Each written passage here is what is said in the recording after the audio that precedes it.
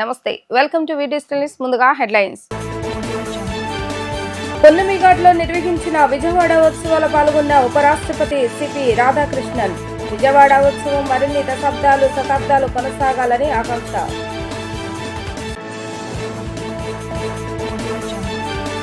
బ్రహ్మోత్సవాల సందర్భంగా రాష్ట్ర ప్రభుత్వం తరపున పట్టు వస్త్రాలు సమర్పించిన ముఖ్యమంత్రి నారా చంద్రబాబు నాయుడు దంపతులు.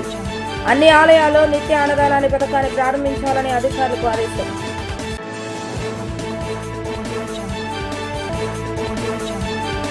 ఇంద్రకీలాద్రిపై అంగరంగ వైభవంగా కొనసాగుతున్న దేవసేన నవరాత్రి ఉత్సవాలు. కాత్యాయని దేవిగా భక్తులకు దర్శనమిస్తున్న దుర్గమ్మ. తెలుగు భాష యొక్క అందం, సాహిత్యం, సంగీతం వైభవాన్ని ఉపరాష్ట్రపతి సిపి రాధాకృష్ణ ప్రశంసించారు. తెలుగులో పాడిన పాటలు అద్భుతంగా ఉంటాయని కొనియాడారు. విజయవాడ ఉత్సవం మరిన్ని శతాబ్దాలు కొనసాగాలని ఆయన ఆకాంక్షించారు. Vijayawada hot city, cool people అని వ్యాఖ్యానించారు. రాబోయే రోజుల్లో విజయవాడ నగరం అభివృద్ధి చెందిన నగరంగా నిలవబోతుందని ఆయన ఆశాభావం వ్యక్తం చేశారు. ఉపరాష్ట్రపతి సిపి రాధాకృష్ణన్ ఆంధ్రప్రదేశ్ పర్యటనలో భాగంగా పున్నమిఘాట్లో నిర్వహించిన విజయవాడ ఉత్సవం 2025 కార్యక్రమంలో పాల్గొన్నారు. ఈ సందర్భంగా జరిగిన సభలో ఆయన మాట్లాడుతూ ఉపరాష్ట్రపతిగా బాధ్యతలు చేపట్టిన తర్వాత అధికారికంగా మొదటిసారి విజయవాడకు రావడం పట్ల సంతోషం వ్యక్తం చేశారు. విజయవాడలో తనకు అద్భుతమైన గౌరవం లభించిందని అన్నారు. ఇక్కడ సాంప్రదాయాలు, సంస్కృతి దేశానికి గర్వకారణమని పేర్కొన్నారు. ఈ పర్యటన తన జీవితంలో మర్చిపోలేని అనుభవంగా నిలిచిపోతుందని అన్నారు. ముఖ్యమంత్రి నారా చంద్రబాబు నాయుడు నాయకత్వంలో రాష్ట్రం వికసిత్ ఆంధ్రప్రదేశ్ దిశగా ముందుకు సాగుతుందని కొనియాడారు. ప్రజలందరికీ కనకదుర్గమ్మ ఆశీస్సులు ఉండాలని ఆకాంక్షించారు. Our national poet Bharati, though he has hailed from Tamil Nadu, when he was in his poem he has said, செப்புமொழி 18 உடையால் எனினும் சிந்தனை ஒன்றுடையால் என்று சொன்னான். We may be having and we may be speaking 18 different languages, but our thinking and dharma is always one. When he was talking about Telugu in his poem, he has prized Telugu like anything. He said, சுந்தர தெலுங்கினில் பாட்டிசைத்து என்று சொன்னான். ஏன் தெலுங்கை மட்டும் அவன் சுந்தர தெலுங்கு என்று சொன்னான் என்று சொன்னால், the reason is why he has said while telling about Telugu as Sundara Telugu, that is Telugu itself is musical, it is melodious, it is sweet. That is the reason he has said that in his poem. And today we are celebrating the great festival of our culture, representing our culture, Vijayawada Utsav 2025. And as it was mentioned by our MP, that it is taking place in 5 places of Vijayawada, and this is the single largest festival in the world. And I wish this festival to be continued for another 100 years or more. And it will grow and grow. It will link the people together. Yes, it is linking all of us today. And this, we had a wonderful day. What a day today. We always worship goddess. Navaratri is for goddess. Navaratri, we are celebrating so many festivals all over the country. But Navaratri is the most important festival. And this is the only festival we are celebrating for 9 continuous days. That is the greatness of it. Vijayawada is one of the hottest place in the country. But the people of Vijayawada is the coolest people in the country. That has to be appreciated. We all know maximum chili is used in Vijayawada food, the most god food. But the people of Vijayawada is always affectionate and they love everybody. That is the real culture of Vijayawada, and I wish that Vijayawada is the most fast developing and most fastest growing city in the country, that one day Vijayawada is going to be one of the marvelous city of Bharat. And Andhra Pradesh is always with fertile land, hard working and feeding the food for the entire country. And our farmers, agriculturists of Andhra Pradesh are tireless working culture they have. And they are producing the rice, for not only Andhra Pradesh, for the entire country. And I am sure Andhra Pradesh in the recent year has made significant strides in education, healthcare, infrastructure, development, public welfare, planned urbanization, and the most importantly, the economic growth of Andhra Pradesh is the most fastest and highest in the country today. And I wish you all Andhra Pradesh people, the day will come that Vikshit Andhra Pradesh is not a dream but a reality. Today Andhra Pradesh is mainly focusing on the women's empowerment, healthcare, and their education. And Andhra Pradesh is emerging as a hub for the technology and innovation with information technology and biotechnology sectors, showing the rapid growth in the most modern scientific economy, and it is competing with the world. You go to America, the more NRIs are from which state, you can easily find that is from Andhra Pradesh. And American economy is dominated by the Andhra Pradesh entrepreneurs. TTD ఆధ్వర్యంలో నిర్వహిస్తున్న అన్ని ఆలయాల్లో నిత్యాన్నదాన పథకాన్ని ప్రారంభించాలని CM Chandrababu Naidu ఆదేశించారు. అన్ని రాష్ట్రాల రాజధానిలో శ్రీవారి ఆలయాలు ఉండాలని పిలుపునిచ్చారు. ప్రపంచంలో హిందువులు ఉండే అన్ని ప్రాంతాల్లో స్వామివారి ఆలయాలు నిర్మించవలసిన అవసరం ఉందని ఆయన పేర్కొన్నారు. బ్రహ్మోత్సవాల సందర్భంగా రాష్ట్ర ప్రభుత్వం తరపున ముఖ్యమంత్రి నారా చంద్రబాబు నాయుడు దంపతులు శ్రీవారికి పట్టు వస్త్రాలు సమర్పించారు. తిరుమలలోని వేడి ఆంజనేయ స్వామిని దర్శించుకున్న అనంతరం వెండిపల్లెంలో పట్టు వస్త్రాలు తీసుకుని శ్రీవారి ఆలయానికి చేరుకున్నారు. పట్టు వస్త్రాలు సమర్పించి స్వామివారిని దర్శించుకున్న అనంతరం సీఎం మాట్లాడుతూ దాదాపు 5,000 గ్రామాల శ్రీవారి ఆలయాలు నిర్మించాలని టీటీడీ బోర్డుకు సూచించారు. అన్ని రాష్ట్రాల రాజధానుల్లో శ్రీవారి ఆలయాలు ఉండాలని పిలుపునిచ్చారు. ప్రపంచంలో హిందువులు ఉండే అన్ని ప్రాంతాల్లో స్వామివారి ఆలయాలు నిర్మించవలసిన అవసరం ఉందని అన్నారు. 17 లక్షల మంది శ్రీవారి సేవకులు ఉన్నారని, బ్రహ్మోత్సవాల్లో 14 సార్లు పట్టు వస్త్రాలు సమర్పించే అవకాశం భగవంతుడు నాకు కల్పించారని అన్నారు. చిన్నప్పటి నుంచి వెంకటేశ్వర స్వామిని చూస్తూనే పెరిగానని, నాకు ఎలాంటి కష్టం వచ్చినా ఆయనే ఆదుకున్నారని తెలిపారు. శ్రీవారి దయవల్లే ఎవరికైనా శాంతి, సౌభాగ్యమని ఆయన అన్నారు. మంత్రి నారా లోకేష్ దంపతులు, టీటీడీ చైర్మన్ బిఆ నాయుడు, ఈవో అనిల్ కుమార్ సింగల్, బోర్డు సభ్యులు, పలువురు ఎమ్మెల్యేలు సీఎం వెంట ఉన్నారు. ఈరోజు వెంకటేశ్వర స్వామిని చూస్తే ప్రపంచం మొత్తం హిందువులంతా కొలిసే ఏకైక దేవుడు, కలియుగ దేవుడు. మనందరికి కూడా కష్టాల్లో ఉన్నప్పుడు ఏ వరం అడిగినా ఆశీర్వదించే దేవుడు.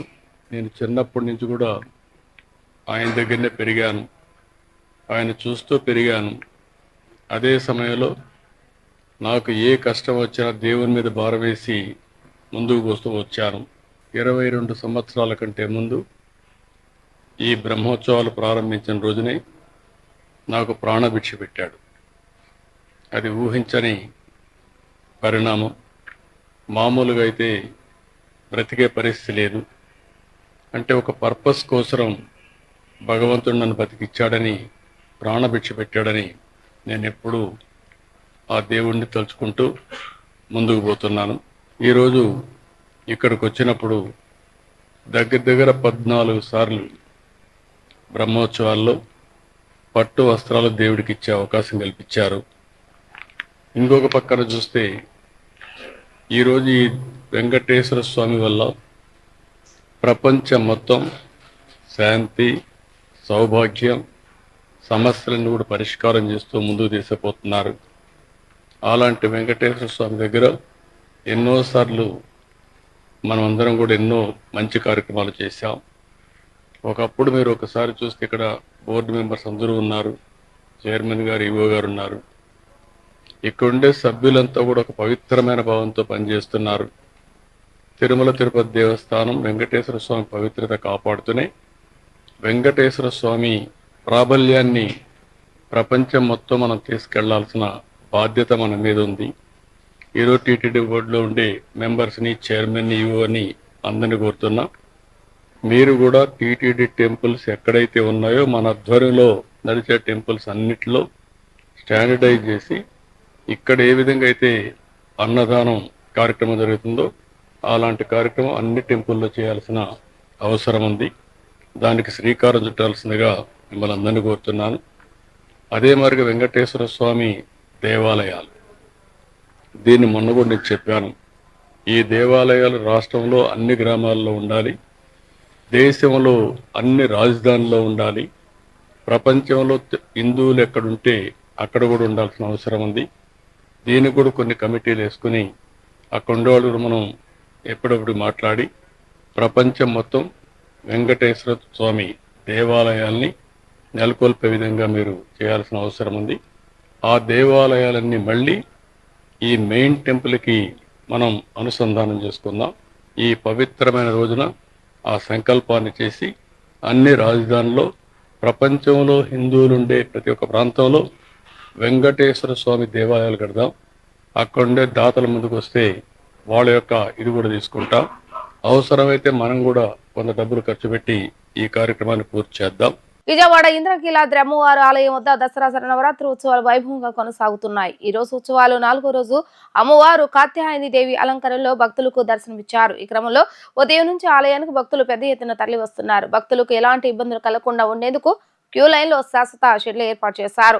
వాటర్ బాటిళ్లు, పాలు, మజ్జిగ ప్యాకెట్లు వితరణ చేస్తున్న వాలంటీర్లు ప్రతి పాయింట్ దగ్గర పనిచేస్తున్నారు. కాత్యాయని దేవిగా దర్శనమిస్తున్న దుర్గమ్మను దర్శించుకుంటే వివాహం తొందరగా అవుతుందని పురాణ పండితులు చెప్తున్నారు. ఇంద్రకీలాద్రిపై దేవి శరన్నవరాత్రి ఉత్సవాలపై మరింత సమాచారాన్ని మా ప్రతినిధి లిఖిత అందిస్తారు.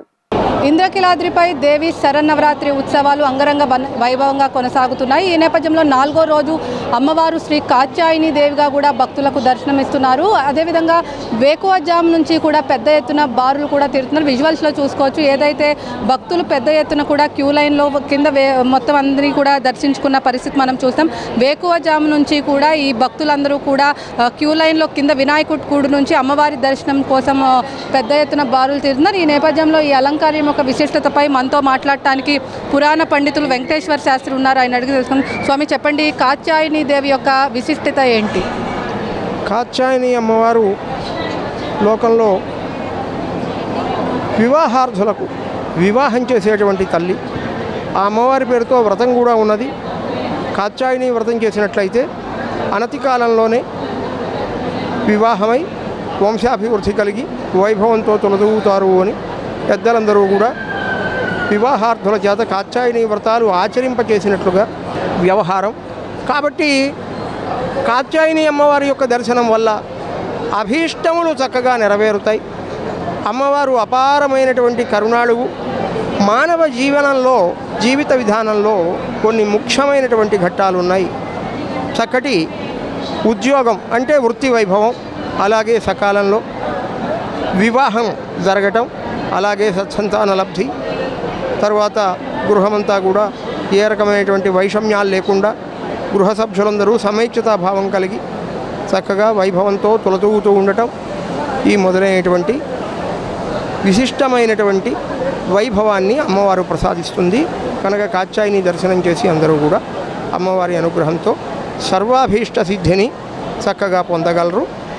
ప్రస్తుత కాలంలో వివాహాలు చాలామందికి ఆలస్యంగా జరగటం అనేటువంటిది మనం చూస్తున్నాం. వివాహార్థులైనటువంటి వాళ్ళు అమ్మవారిని కనుక సేవించినట్లయితే తప్పకుండా త్వరలో వివాహమై చక్కగా అందరూ కూడా వైభవంతో తొలతూగుతారు. కనుక అందరూ ఇంద్రకీలాద్రి మీద వేయించేసినటువంటి దుర్గాదేవి ఈ రోజున కాత్యాయని స్వరూపంతో మనకు దర్శనమిస్తున్నారు. కాబట్టి అమ్మవారి దర్శనం చేసి అందరూ కూడా శాంతి సౌఖ్యాలు పొందగలరు. శ్రీమాత్రే నమః. కాత్యాయని దేవి అలంకారంలో పూజలు దేవస్థానంలో ఏ పూజలు నిర్వహిస్తున్నారు? అదేవిధంగా ఏ నైవేద్యం అమ్మవారికి సమర్పిస్తారు?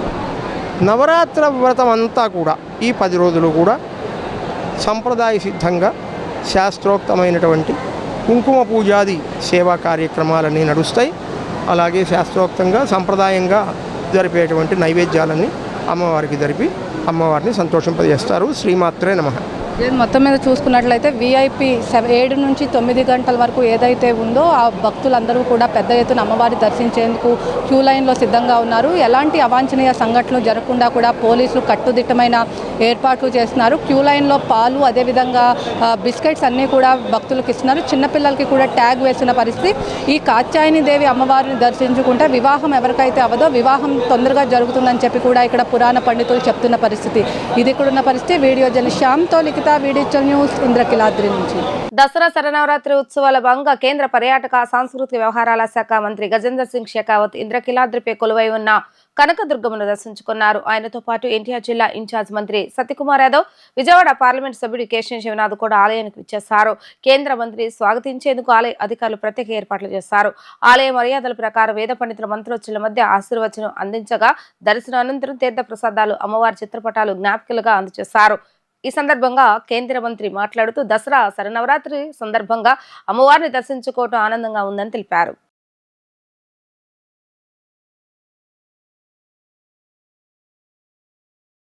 At this historic temple of Goddess Durga during this period, auspicious period of Navaratri. Lakhs and lakhs people are from all across the Andhra Pradesh, Telangana and different parts of the world. They are coming here to have darshan, feel empowered and have blessings from Ma Durga. Today I had an opportunity to attend the famous Vijayawada festival, which is happening for the first time. But after seeing and witnessing the grandeur of the festival, I can say that nobody can tell and dare to tell that this is happening for the first time.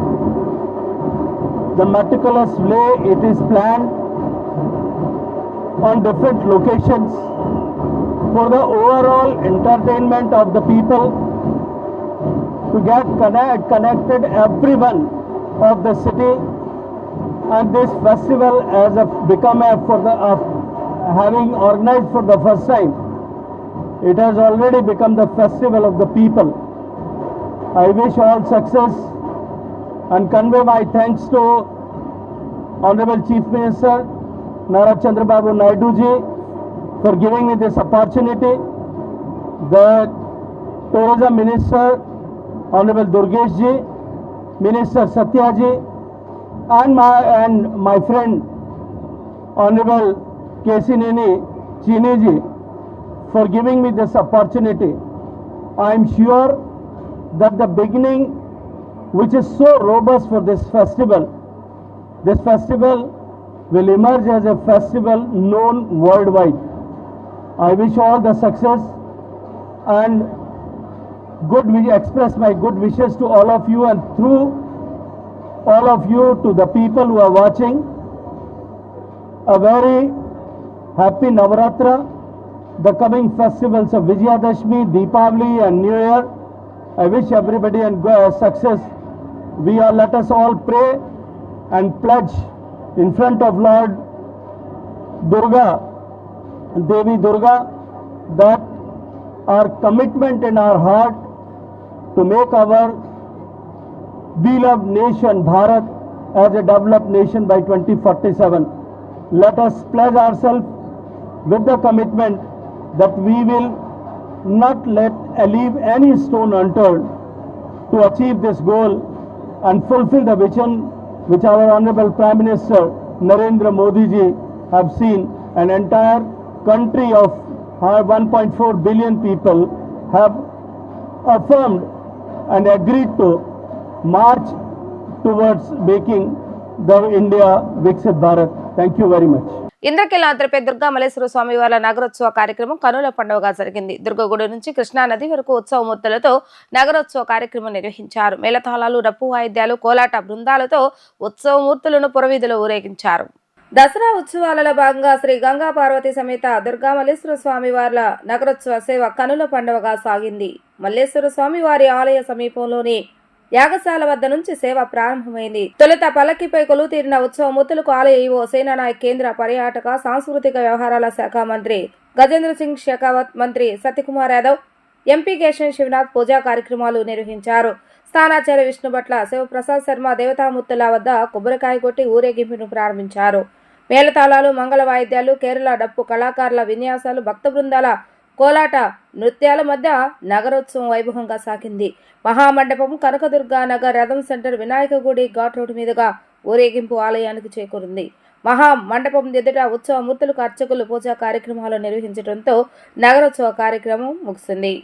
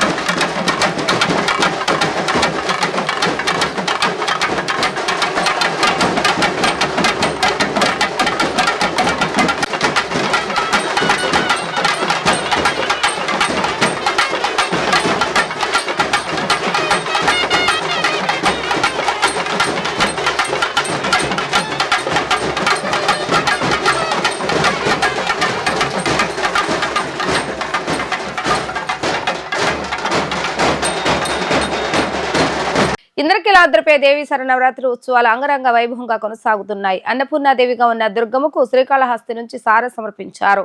అమ్మవారికి సారె సమర్పించడం తన అదృష్టంగా భావిస్తున్నారని తెలిపారు. రాష్ట్రం సుభిక్షంగా ఉండి అభివృద్ధి పథంలో సాగాలని అమ్మవారిని ప్రార్థించినట్లుగా చెప్తున్న ఎమ్మెల్యే బొజ్జల సుధీర్ రెడ్డితో మా ప్రతినిధి లిఖిత ఫేస్ టు ఫేస్. దేవి శరన్నవరాత్రి ఉత్సవాలు 3వ రోజుకు చేరుకున్నాయి. 3వ రోజు అమ్మవారు శ్రీ అన్నపూర్ణాదేవిగా కూడా భక్తులకు దర్శనమిస్తున్నారు. శ్రీకాళహస్తి దేవస్థానం నుంచి ఆనవాయితీగా వస్తున్న సారెను శ్రీకాళహస్తి ఎమ్మెల్యే బొజ్జల సుధీర్ రెడ్డి రెండోసారి కూడా సమర్పిస్తారు. ఎలా ఉంది, ఏంటి ఏర్పాట్లు ఎలా ఉన్నాయి? మనతో మాట్లాడటానికి ఎమ్మెల్యే సుధీర్ రెడ్డి ఉన్నారు. ఆయన అడిగి తెలుసుకున్నాం. సార్ చెప్పండి, రెండోసారి ఆనవాయితీగా మీరు వచ్చి పట్టు వస్తే ఎలా ఫీల్ అవుతున్నారు? ఇది ఎంతో మంది కోట్ల మందిలో ఒకరికి వస్తున్నాం ఈ అవకాశం. ఈరోజు చంద్రబాబు నాయుడు గారు ఈ అవకాశం మాకు ఇచ్చారు.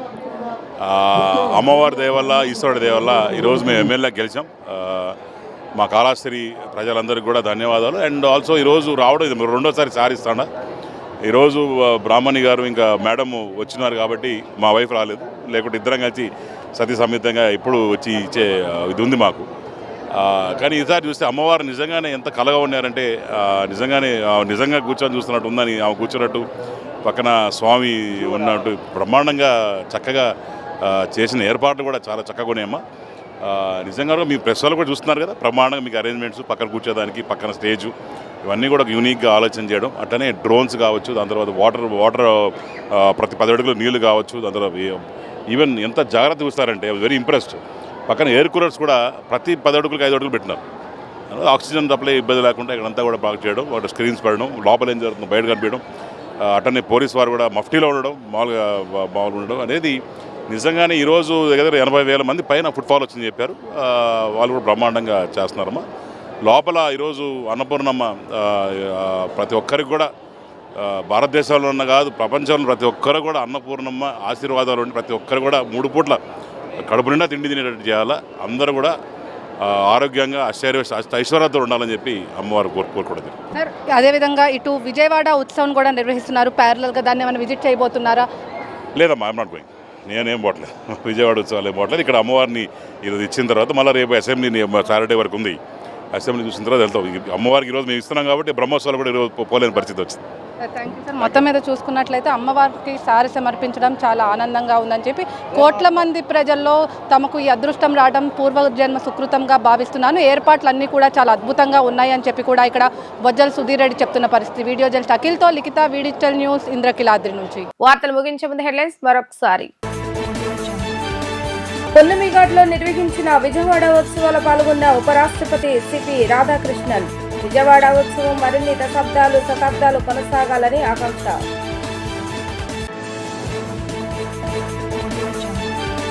బ్రహ్మోత్సవాల సందర్భంగా రాష్ట్ర ప్రభుత్వం తరపున పట్టు వస్త్రాలు సమర్పించిన ముఖ్యమంత్రి నారా చంద్రబాబు నాయుడు దంపతులు.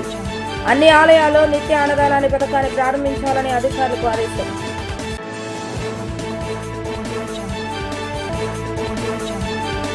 ఇంద్రకీలాద్రిపై అంగరంగ వైభవంగా కొనసాగుతున్న దేవి శరన్నవరాత్రి ఉత్సవాలు. కాత్యాయని దేవిగా భక్తులకు దర్శనమిస్తున్న దుర్గమ్మ.